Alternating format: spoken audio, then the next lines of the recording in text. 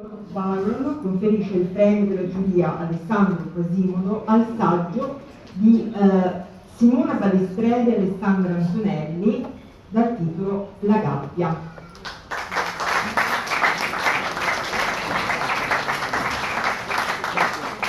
Premio il nostro Presidente e il dottor Bontempi.